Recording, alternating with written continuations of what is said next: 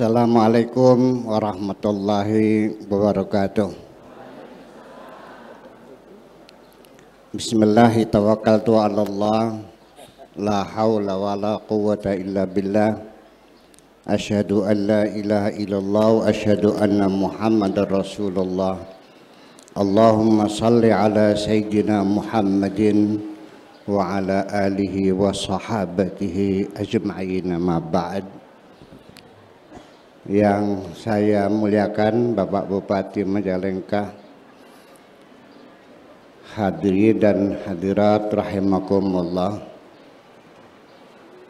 Tadi pagi jam 7:30 saya baru pulang dari rumah sakit Mitra Plumbon karena tensi lagi naik, ya, berdebar-debar.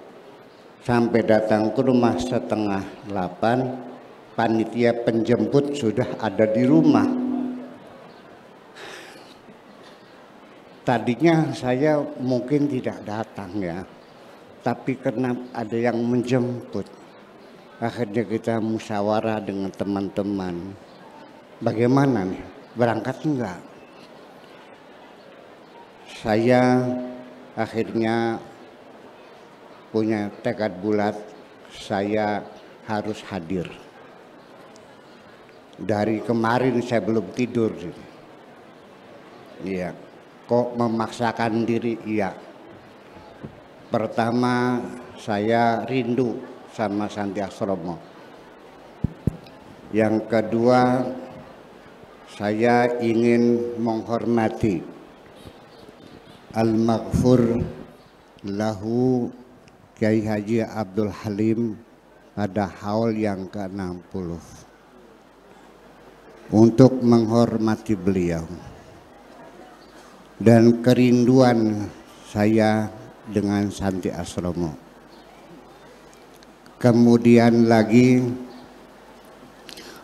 banyak yang saya pertimbangkan. Kalau saya tidak datang, saya akan mengecewakan orang banyak. Ini panitia kerjanya 2 bulan yang lalu sampai sekarang. Kalau saya nggak datang bagaimana? Sudah saya datang, sekaligus mohon doa bapak-bapak semoga saya diberi kesehatan. Itu aja, sengaja saya datang. Dan ini,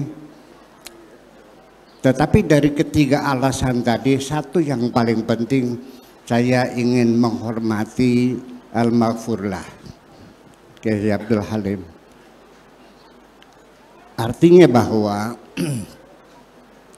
manusia patut dihormati, bahwa bukan hanya Al-Maghfurlah Kiai Haji Abdul Halim yang telah memberikan teladan kepada kita semua, tetapi juga ormas yang dibangunnya, anak-anak yang dididiknya, sekolah-sekolah PUI yang dibangun di mana-mana. Bapak-bapak semuanya ini juga telah memberikan teladan yang baik kepada masyarakat Indonesia. Bukan hanya beliau yang memberikan teladan, tapi juga bapak-bapak semua pengurus-pengurus PUI se-Indonesia juga telah memberikan teladan yang baik. Saya ingin mengatakan kenapa bapak-bapak telah memberikan teladan yang baik. Alhamdulillah sampai hari ini saya belum pernah mendengar PUI mengkafir-kafirkan siapapun.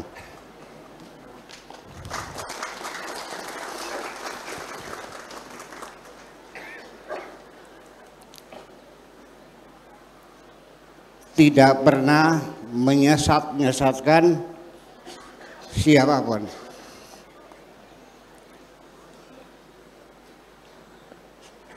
Sampai hari ini saya tiap hari buka YouTube, nggak ada PUI demo tuh, terus membidah-bidahkan tuh, nggak ada itu semuanya itu.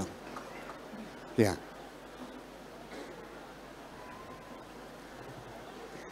Saya juga pernah jadi ketua Dewan Pembina PUI di Indramayu, zamannya Pak Khalid dulu. Alhamdulillah. Ya. Tapi bukan itu saja. Tapi artinya sampai sekarang tidak ada ormas Islam berlambang PUI mengkafirkan orang, membid'ahkan, memusyrikan, enggak ada. Mereka sibuk, kita sibuk mendidik dan mendidik. Itu saja. Jadi artinya Bapak-bapak Ibu sekalian, betapa saya datang ke sini dalam kondisi yang kurang sehat hanya untuk menghormati orang yang sudah meninggal 60 tahun yang lalu.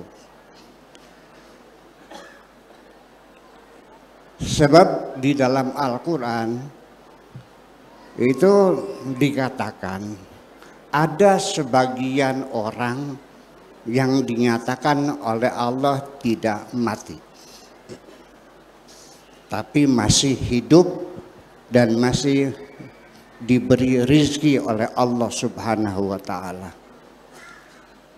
Siapa mereka itu?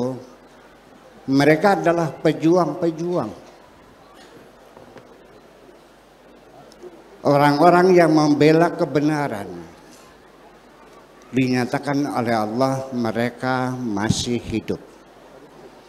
Mau percaya silakan, tidak silakan. Bahwa mereka seperti Al-Maghfurlah Ki Abdul Halim masih hidup. Wala tahsabanna alladzina qutilu fi sabilillahi amwata. Jangan sekali-kali engkau menduga mereka yang terbunuh membela kebenaran di medan perang amwatan, bahwa mereka sudah mati. Bal ahyaun, tetapi mereka masih hidup, inda rabbihim yurzaqun. Kenapa masih hidup? Masih bisa menteladani kita semuanya, masih mendapatkan rezeki dari Allah semuanya itu. Dan ini saya ingin fokus saat ini, ingin berbicara bahwa manusia adalah makhluk Allah sebagai mahal tajalli, tempat, nggak usah diterjemahkan tajalli, tentunya salah nantinya. Mahal tajalli, ya, kalau terjemahkan boleh sementara tempat tampilan Tuhan, tapi bukan tampilan. Tajalli itu bukan tampilan. Yang perlu dihormati, termasuk salah satu saya ingin mengajak teman-teman kita semuanya untuk menyebutkan bahwa orang manusia itu oleh Tuhan dihormati dari sejak di dalam perut ibu sampai sesudah mati, sampai 60 tahun lamanya, sampai ratusan tahun lamanya manusia harus dihormati. Ini pesan dari Allah Subhanahu wa ta'ala. Manusia harus dihormati karena manusia adalah tempat tampilan Tuhan. Artinya mahalut tajalli. Manusia adalah replika dari ketuhanan. Tuhan melihat, kita juga melihat. Tuhan mendengar, kita juga mendengar. Tuhan berkehendak, kita juga berkehendak, dan seterusnya dan seterusnya. Jadi artinya bahwa kita menghormati Al-Maghfurlah Kiai Haji Abdul Halim, ya, ingin mengajak untuk menghormati beliau, bahwa untuk menyebut orang yang sudah meninggal karena dia kiai, maka sebutlah Al-Maghfurlah. Kalau yang meninggal orang biasa, kita sebut almarhum. Jadi untuk beliau jangan almarhum, tapi Al-Maghfurlah sebagai penghormatan. Kalau Man Kadim bolehlah almarhum, Mang Dirga almarhum, Tapi Kiai Haji Abdul Halim Al-Maghfur lah. Kalau laki Al-Maghfur lahu, kalau perempuan Al-Maghfur laha. Kenapa demikian? Itu artinya bahwa penyebutan nama ya untuk orang yang sudah meninggal dengan almarhum atau al-maghfurlah dibedakan, karena kalau sekelas kita yang ada di sini sebagai orang-orang awam yang biasa yang banyak dosanya, kita semua pendosa-pendosa semuanya, nggak kehitungan banyak dosanya, sehingga kita meminta rahmat Allah, bukan minta ampun tapi minta rahmat Allah, sehingga dengan rahmatnya dosa kita yang besar, yang kecil, yang langsung, yang tidak langsung, yang dirasakan, yang tidak dirasakan, semua dosa bukan minta ampun tapi mendapat rahmat Allah Subhanahu wa taala karena saking banyaknya dosa-dosa yang kita lakukan. Tetapi beliau seorang kiai, kita menduga sangat sedikit sekali kesalahannya. Mungkin hanya kekeliruan-kekeliruan. Karena dosanya sekecil itu maka kita mendoakan al-maghfur lahu, semoga Allah mengampuni beliau. Itu tata keramanya menyebut orang yang sudah meninggal. Intinya adalah manusia dihormati oleh Allah karena manusia adalah makhluk yang paling mulia. Bukan hanya kita, semua alam semesta. Saya ingin kasih tahu bahwa malaikat semua disuruh bersujud kepada kita. Ya, semua makhluk Allah suruh bersujud kepada kita. Idz qala rabbuka lil malaikati isjudu li adama fasajadu. Ditambah lagi yang perlu kita ketahui ibu-ibu sekalian, Allah membuat langit bumi seisinya sengaja diciptakan untuk kita. Wa khalaqalakum ma fis samawati wa ma fil ardi. Itu yang jadi persoalan. Semua adalah fasilitas-fasilitas dari Tuhan untuk kita semuanya. Nah, yang perlu dicatat bahwa sejak kapan manusia harus dihormati? Bukan sejak lahir, bukan setelah jadi kiai, sejak bentuknya sempurna. Dan sejak ditiupkan ke dalamnya dari roh Tuhan. Tuhan menyuruh seluruh makhluknya untuk menghormati. Ketika kita dalam kandungan ibu, wa idza sawaituhu, dan ketika bentuknya sudah sempurna, wa nafakhtu fihi min ruhi, dan kutiupkan ke dalamnya dari rohku, faqa'u lahu sajidin, maka bersujudlah, maka hormatlah kamu semua kepada makhlukku ini, yaitu embrio janin yang sudah berbentuk, yaitu sudah umur 4 bulan. Jadi bapak-bapak sekalian, bahwa manusia diperintahkan oleh Tuhan untuk dihormati. Sejak kapan? Sejak ditiupkan roh di dalamnya dan setelah bentuknya sempurna. Saya mau nanya, ketika kita dalam perut ibu berusia 4 bulan, agama kita apa? Agama embrio yang ada di dalam perut ibu, agamanya apa? Warga negaranya apa? Nggak ada. Itu cikal bakal manusia, harus dihormati sejak dalam perut ibu. Ini menjadi catatan penting. Nah, setelah kita lahir, baru kita mendapat kewarganegaraan. Karena saya lahirnya di Kertasmaya, di Indramayu, maka saya mendapat hak kewarganegaraan sebagai warga negara Indonesia. Betul begitu ya? Dan nanti setelah umur saya 15 tahun, saya dinobatkan sebagai muslim. Jadi ayo kita urut dulu. Kita dihormati oleh Allah karena kita sebagai manusia sejak dalam perut ibu. Agamanya apa? Nggak ada. Warga negaranya nggak ada. Jadi warga negara itu kita dapatkan setelah kita lahir. Setelah 15 tahun kita beragama. Karena anak kecil belum wajib beragama. Karena perlunya ada akil dan balik. Akil dan balik baru beragama. Jadi kalau begitu, manusia dulu, baru warga negara, baru agama. Engkau adalah manusia. Setelah itu engkau jadi warga negara Indonesia. Setelah itu engkau beragama Islam. Nah, ketika Allah menyuruh menghormati bayi dalam perut ibu, tidak ada agamanya, tidak ada warga negaranya. Ini maknanya bahwa menghormati manusia jangan dikait-kaitkan dengan agamanya apa, dengan warga negaranya apa.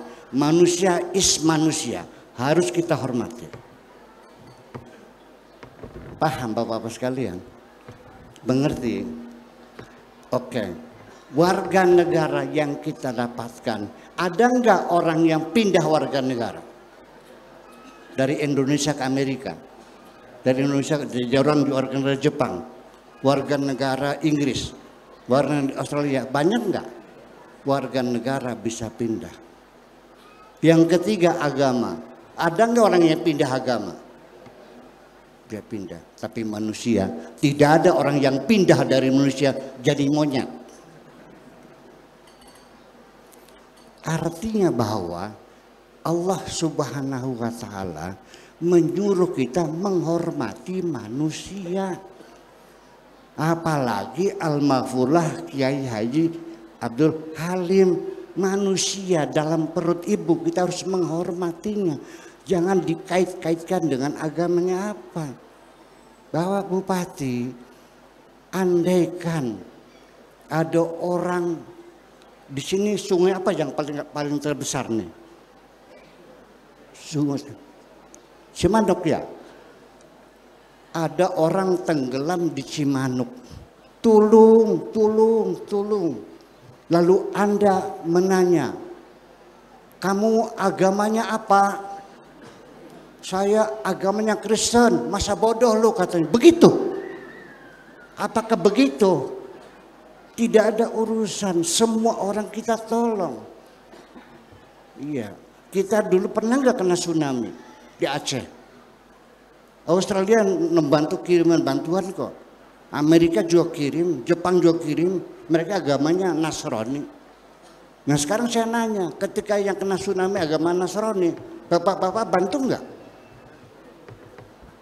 Ini yang jadi persoalan, harus kita bangun pemikiran-pemikiran yang sungguhnya.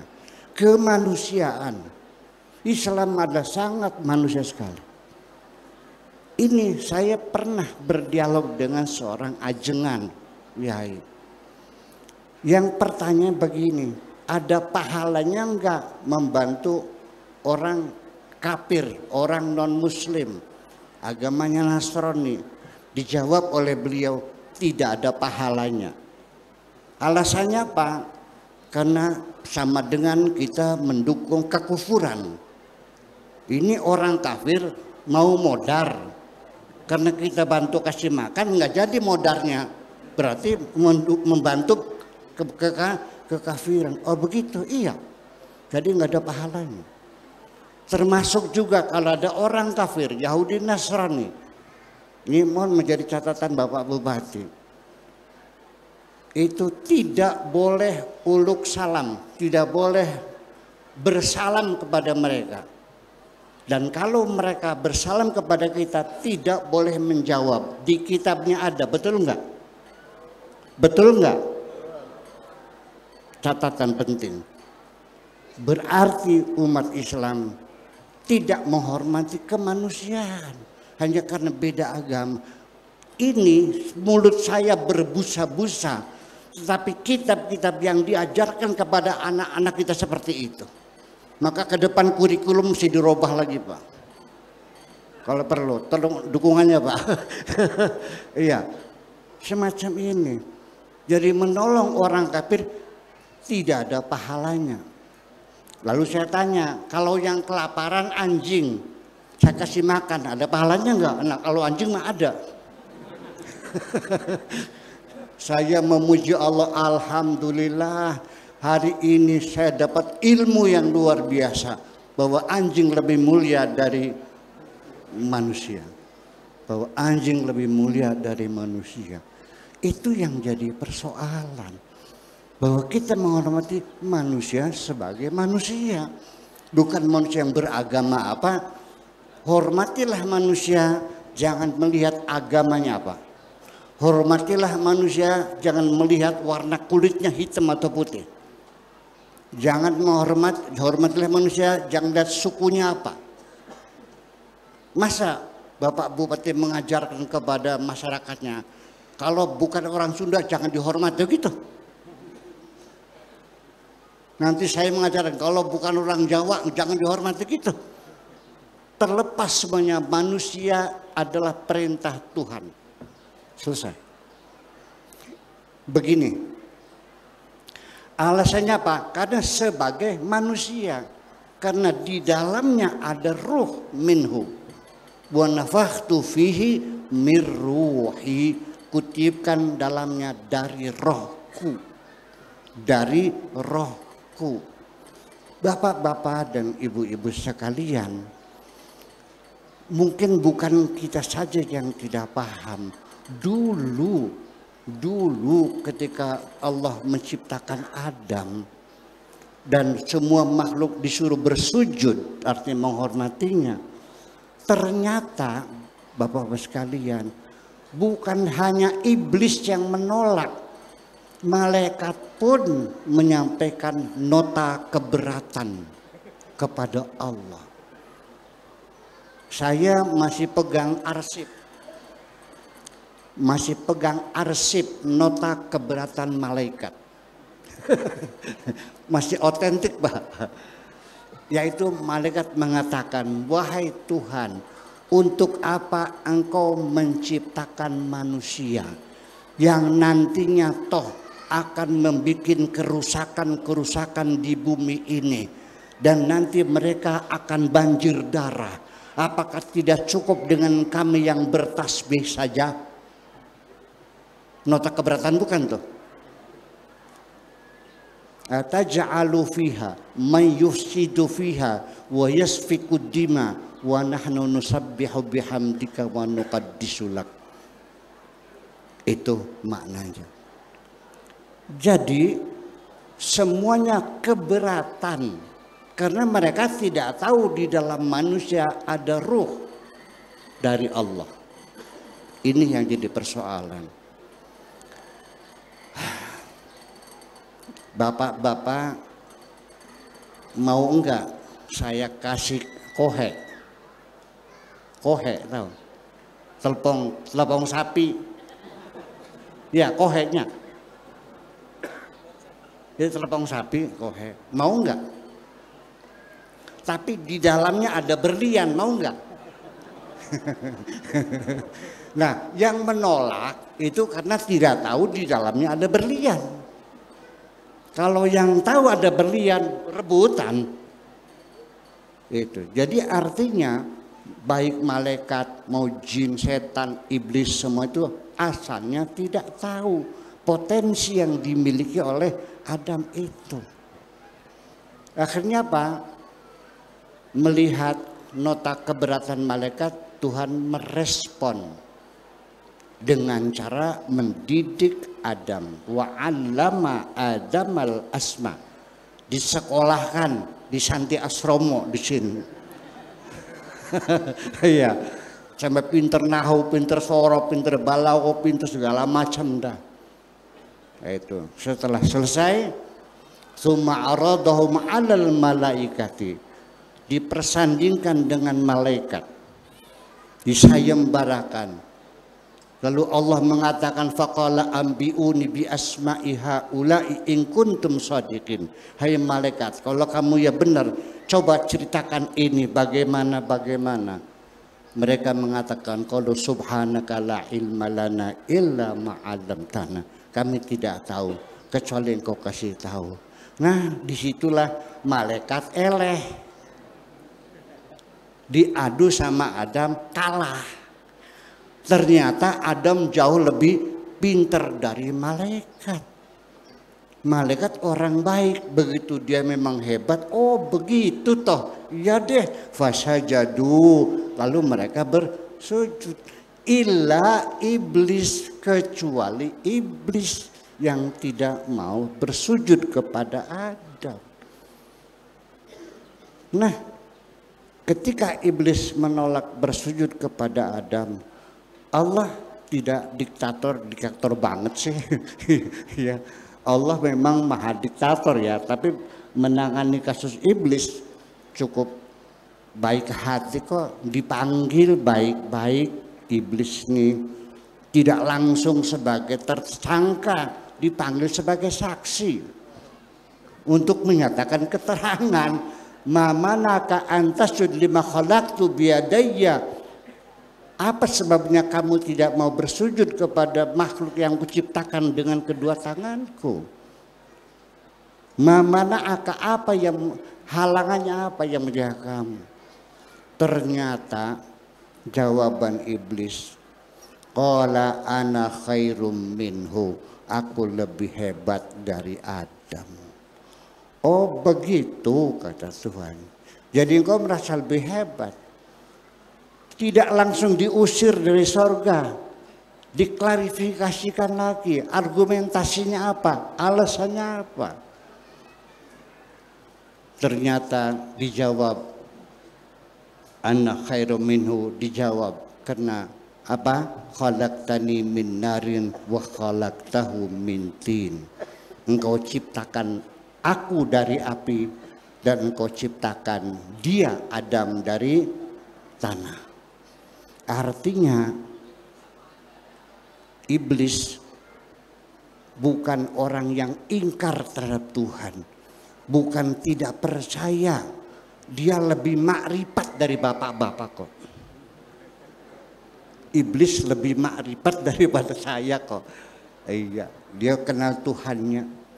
Dia mengakuinya, khalaqtani min narin, engkau mencipta aku dari api. Berarti iblis percaya nggak kepada Tuhan sebagai pencipta? Percaya. Wa khalaqtahu, dan engkau cipta Adam min tin, dari tanah. Berarti iblis percaya enggak Tuhan sebagai pencipta Adam? Percaya. Oh begitu. Nah itulah sebabnya, karena dia merasa lebih baik, ternyata yang melatar belakangi iblis tidak mau bersujud adalah kesombongan. Aba wastakbara wa kana minal kafirin. Iblis menolak bersujud kepada Adam, wastakbara, dan sombong. Sebabnya iblis tidak mau sujud karena dia mempunyai sifat sombong. Wa kana minal kafirin, oleh karena itu sah iblis disebut kafir karena dia sombong. Jadi orang iblis kafir tuh bukan tidak percaya, tapi karena dia sombong. Orang sombong disebut kafir. Siapapun yang sombong kafir loh, kan gitu. Lah ya iya, iblis beriman. Jadi kafir itu bukan orang yang tidak percaya kepada Tuhan, orang yang sombong. Dan Kanjeng Nabi menjamin bahwa orang yang sombong dijamin gak bakal masuk surga. Ya, la yadkhula ahadukumul jannata man kana fi qalbihi mithqalu habatin minal kibriya. Jangan bermimpi masuk surga. Jadi bapak-bapak sekalian, kesombongan itu gawat sekali. Makanya sah disebut kafir. Karena satu orang sombong itu goblok alias bodoh. Coba saya mau nanya bapak-bapak, tadi argumentasi iblis apa bilangnya? Aku lebih baik dari Adam, kan aku dibuat dari api, Adam dibuat dari tanah. Berarti menurut iblis lebih baik iblis daripada Adam, karena iblis dari tanah, Adam dari iblis dari api, Adam dari tanah. Artinya api lebih baik dari tanah. Saya mau nanya, betul nggak argumentasi itu? Baik mana, api atau tanah? Hah? Di dalam api ada apa? Nol, hanya pembakaran, karbonat saja kok. Menghabiskan segalanya. Di dalam tanah ada apa? Segala macam mineral ada dalam tanah. Segala macam logam ada dalam tanah. Jadi hebat mana tanah dengan api? Berarti iblis tadi goblok tapi pinter. Makanya sah disebut kafir karena goblok orang sombong tuh. Itu satu. Yang kedua, orang sombong ini tidak mau mengakui kelebihan orang lain. Tuh, kalau ada orang sombong akan mengomentari Bapak Bupati, lah kecil 60 miliar mah itu pesantren tuh nggak ada apa-apanya. Iya, kita sini tepuk tangan ya, hebat saya bilang. Orang sombong tidak akan mengakui Pak. Iya, Adam membuktikan keilmuannya yang luar biasa di hadapan malaikat-malaikat. Malaikat yang hatinya baik, fasajadu, mereka oh iya pinter kalau begini, diakuinya. Tapi dasar yang sombong, kepintaran Adam yang luar biasa tetap tidak mau mengakuinya.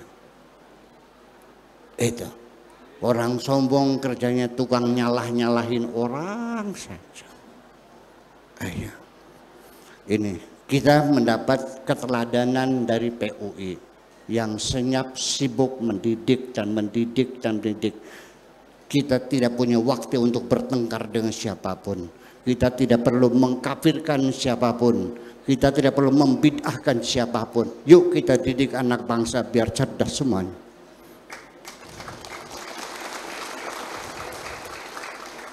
Jadi artinya yang berikan teladan bukan hanya Al-Maghfurlah saja, sampai kita sekarang di Santi Asromo ini adalah teladan-teladan untuk kita semuanya.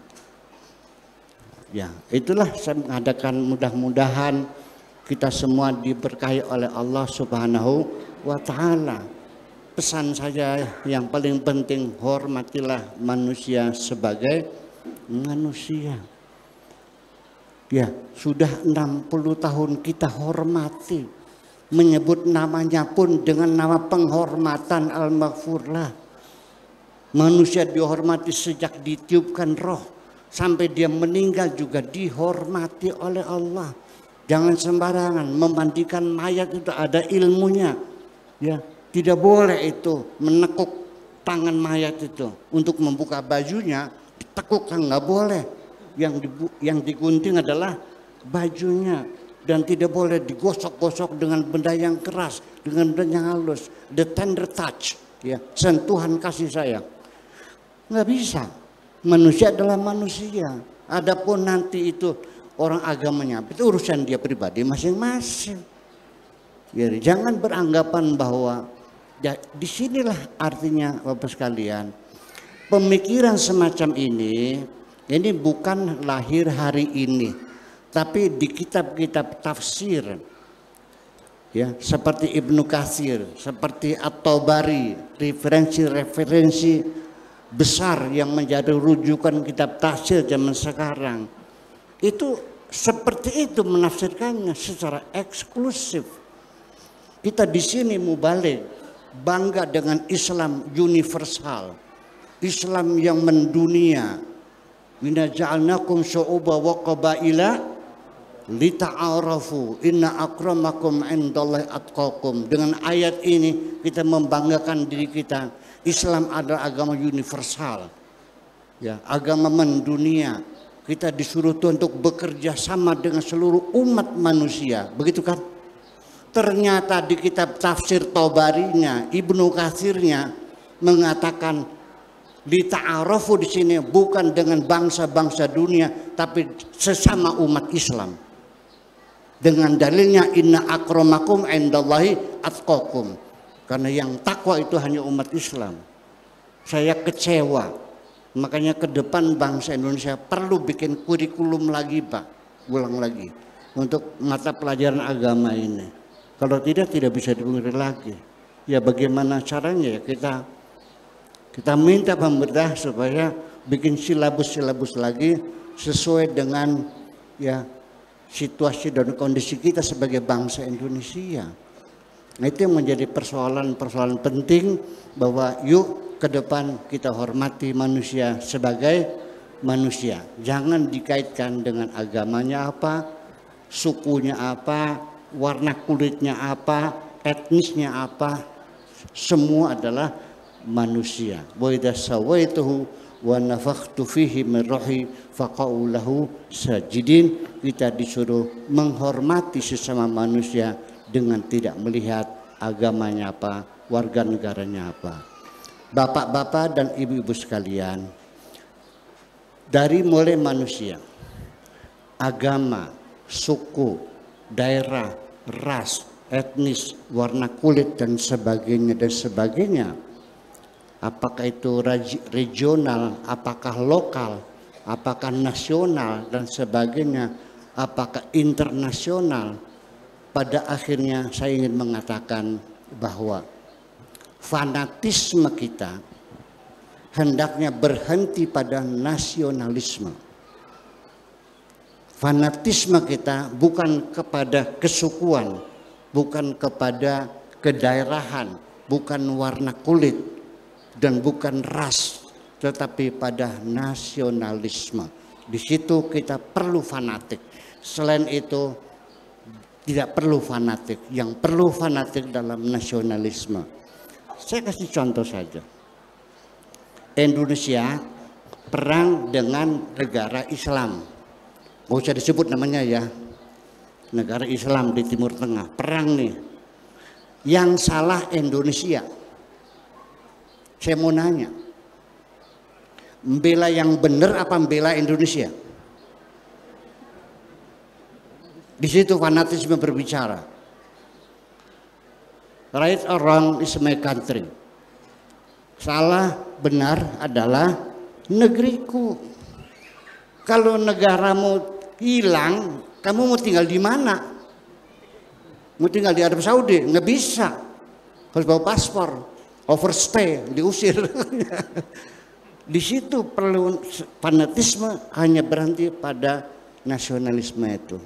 Itu yang penting ingin saya sampaikan, bahwa yuk kita bergaul, bermasyarakat, kita abaikan agama Anda apa, suku Anda apa, ya kan, warna kulitnya apapun nggak ada urusan. Yang penting Anda adalah manusia. Ya, dan ketika kita dituntut akan fanatisme, jangan berhenti pada agama, jangan berhenti pada suku dan warna kulit, berhenti pada level nasionalisme. Ya, salah benar adalah negeriku. Hubbul watan minal iman. Segitu saja. Mohon maaf sebesar-besarnya, dan mari kita doakan semua, kita semua termasuk almarhum mendapatkan rahmat dari Allah Subhanahu wa taala. Mangga bismillahirrahmanirrahim. Rabbana auzi'na an nashkura ni'mataka allati an'amta 'alaina wa 'ala walidayna wa an na'mala salihan tardah wa adkhilna bi rahmatika fi 'ibadika salihin.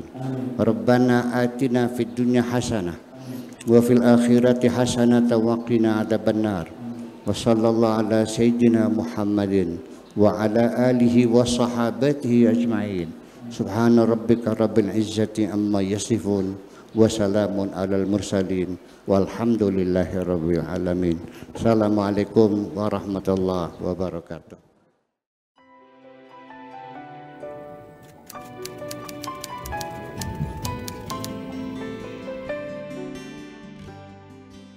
Aku hanya ingin berbagi kebahagiaan